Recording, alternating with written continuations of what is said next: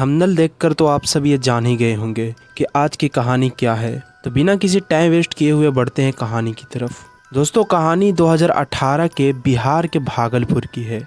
यहाँ एक सरकारी स्कूल में टीचर था जिसका नाम नीरज मोदी था। ये ज़्यादा पैसे वाली नहीं था, इसकी ज़िंदगी अच्छे से गुजर रही थी। फिर एक दिन नीरज मोदी जिस स्कूल में पढ़ाता था वहाँ 7 साल की बच्ची का रेप हो जाता है और इसका इल्ज़ाम नीरज मोदी पर लगता है। लड़की के घर वाले नीरज मोदी के खिलाफ केस दर्ज कर देते हैं। नीरज मोदी को पुलिस गिरफ्तार करती है और लड़की का बयान लेती है और घर वाले का, और फिर पुलिस नीरज मोदी को कोर्ट में पेश करती है और फिर ट्रायल शुरू हो जाता है। और इसी बीच 4 साल बीत जाते हैं और 2022 आ जाता है। और फिर एक दिन नीरज मोदी बेल पर बाहर आ जाता है। बाहर आने के बाद वो अपने घर जाता है और अपने पिता से मिलता है, लेकिन इत्तेफाकन नीरज मोदी की 27 फरवरी 2022 को मौत हो जाती है। पिता को बहुत ज़्यादा दुख होता है। फिर वो नीरज मोदी का अंतिम संस्कार कर देते हैं। अंतिम संस्कार करने के बाद अब नीरज मोदी के पिता डेथ सर्टिफिकेट बनाने के लिए जिला कार्यालय जाते हैं। वहां जाने के बाद कर्मचारी सबूत मांगता है,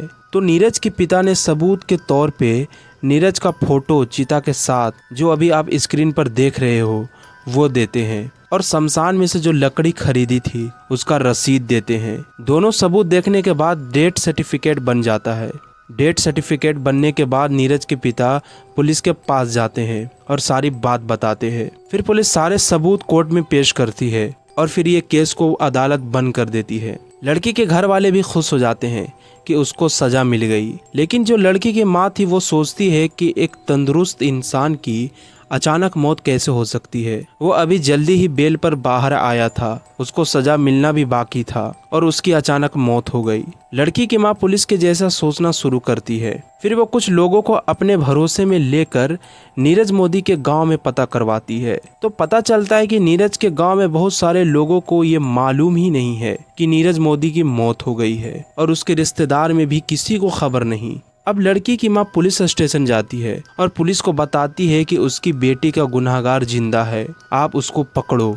पुलिस लड़की की माँ को कहते हैं कि हमने अच्छे से जांच की है, नीरज मर चुका है। लेकिन लड़की की माँ बार बार पुलिस के पास जाती रहती है, लेकिन पुलिस कोई बात नहीं सुनती। फिर लड़की की माँ कोर्ट में चली जाती है और वो बताती है कि जिसे आपने मरा हुआ समझकर केस को बंद कर दिया है वो अभी भी जिंदा है और उसने नकली डेथ सर्टिफिकेट बनवाए हैं। कोर्ट लड़की की मां की बात सुनती है और पुलिस को यह आदेश देती है कि इसकी जांच करे और रिपोर्ट पेश करे। अब मजबूरन कोर्ट के आदेश पर पुलिस को जांच शुरू करनी पड़ती है। पुलिस सबसे पहले मृत्यु प्रमाण पत्र जहां बनता है वहां के ऑफिस में जाती है और वहां के कर्मचारी से पूछताछ करती है। तो कर्मचारी फोटो और लकड़ी की रसीद दिखाते हैं जो नीरज के पिता ने डेथ सर्टिफिकेट बनाते वक्त दिया था। अब पुलिस लकड़ी के रसीद को लेकर शमशान पहुंचती है और पूछती है, तो जो लकड़ी बेचता था वो बताते हैं कि हाँ, मैंने लकड़ी बेची है और नीरज के पिता ने लकड़ी खरीदा था। लेकिन पुलिस को अंतिम संस्कार में मौजूद गवाह नहीं मिल रहे थे।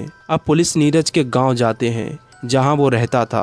तो पुलिस को हैरानी होती है कि गांव के लोग बताते हैं कि उनको मालूम ही नहीं कि 26 फरवरी को नीरज की मौत हो गई है।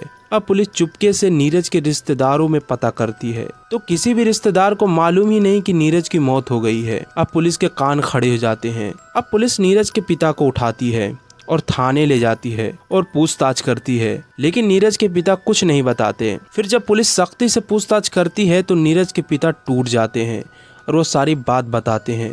जब नीरज बेल पर बाहर आया तो उसने सोचा कि अब सजा तो मिलनी है, या तो उम्र कैद या तो फांसी, क्योंकि एक नाबालिग लड़की के साथ रेप करने का केस था।